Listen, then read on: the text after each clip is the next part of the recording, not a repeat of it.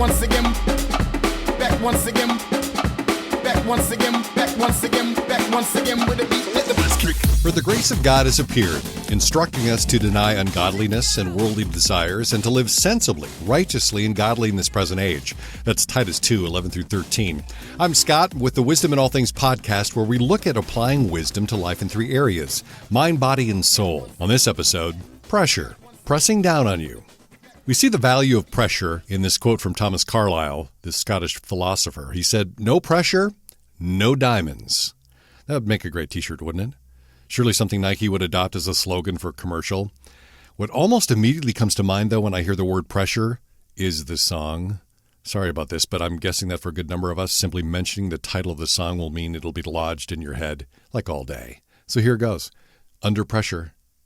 Pressure pushing down on me. There you go. Pressing down on you. In case you want to blast it for all to enjoy, I included the link to Queen and David Bowie singing Under Pressure in the blog post. As you continue to hum the song, I'll just make the point that pressure comes for all of us, and it can be quite a force. The Oxford Dictionary defines pressure as continuous physical force exerted on or against an object. Doesn't that just sound wonderful? Though, as Thomas Carlyle points out, when applied appropriately, it can yield beautiful things. To yield something as beautiful as a diamond requires a very specific application of pressure and heat. According to Live Science, it requires pressure of about 725,000 pounds per square inch and heat of around 2,200 degrees Fahrenheit. Wonderful. While the Earth produces diamonds naturally, there is a synthetic method of creating diamonds referred to as HPHT, high pressure, high temperature. Those two processes, in the right proportions, produce near flawless beauty. But while we may deeply appreciate the outcome, that kind of pressure and heat makes the means difficult to embrace when it comes to experiencing it firsthand. However, since it is all but unavoidable, why not intend for it to yield a beautiful, valuable, long-lasting thing?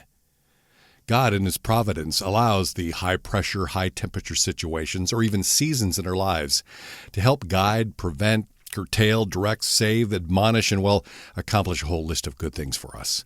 Even when self-inflicted, it is always a useful tool in the hands of a loving Father. In James 1:12, he says, "Blessed is the man who remains steadfast under trial, for when he has stood the test, he will receive the crown of life, which God has promised to those who love Him." Remaining steadfast is sometimes misinterpreted as simply enduring or persevering, as though we're just to outlast the storm. However, equal to the pressure is the strength and wisdom God provides to walk in conjunction with His purpose to yield the intended outcome. We don't want to just grin and bear it, nor do we want to be so distracted by it we can't function as we need to.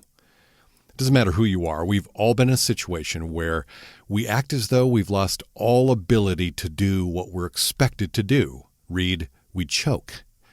There was a study done to better understand why we choke under pressure. They found that squeezing a ball dynamically with the left hand is effective for right-handers to prevent choking. So I guess you just need a tennis ball and you're good. In other words, they were able to maintain the ability, though, to perform while under pressure by getting a grip, so to speak. So how do we get a grip on our response to pressure? We've talked about handling anxiety in the past, one of the results of the high-pressure, high-temperature situations we face. But what might we grab a hold of to perform well under pressure, short of carrying a tennis ball around with us? Here are a few things to help us get a grip on a healthy response. First, is it necessary or unnecessary pressure? We can plan around some of it, but not all of it. To avoid unnecessarily inflicting ourselves with pressure, there's a Forbes article that reiterates some of the practical essentials like planning, prioritizing, breaking down what you need to into more manageable pieces. Those are good things. One good reminder, though, I'll highlight here is trying the Eisenhower matrix, if you're familiar with that. If you're not, it's real simple. For those instances where you face numerous high-priority tasks, you use this model to prioritize each into one of the four quadrants. So think about it this way. So in the top left, you've got urgent and important. Top right, important but not urgent. In the bottom left, you've got urgent but not important. And then in the bottom right, neither urgent nor important. It's a straightforward way of identifying what is necessary and allowing us to set aside what is not. So, first, is it necessary or unnecessary pressure?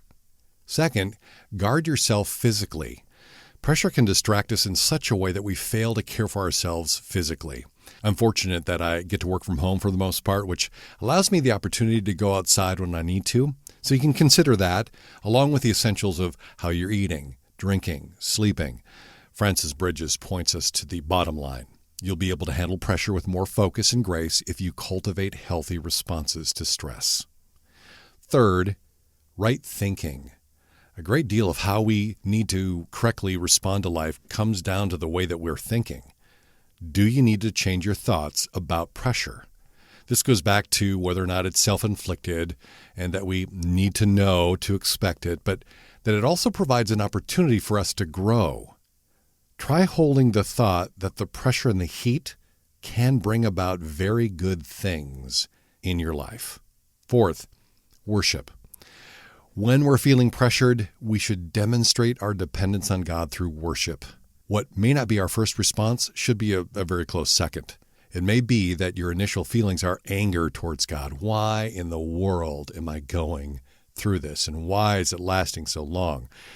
But it is very difficult to remain there when we recognize His great provision for us and our great need for Him. Austin Bonds points us to 3 helpful insights that support our response to pressure with worship. He says, remember who you are, that God is with you and He is for you. While pressure is unavoidable, and it shouldn't be avoided entirely given its potential benefits, we can get a grip on how to maintain the ability to remain steadfast. Focus on what is most important. Make sure you're taking care of yourself physically, check your thoughts, and trust. We read Jesus' encouragement on that last point in John 14:1. Let not your hearts be troubled. Believe in God. Believe also in me. Keeping in mind the beautiful thing that will result when we do. I know you're busy. That's why I've put together the Wisdom in All Things podcast to help you benefit from all there is to read, watch, and listen to. And if you would, please tell others about what you heard and where they can hear it. wisdominallthings.com. Thanks for listening.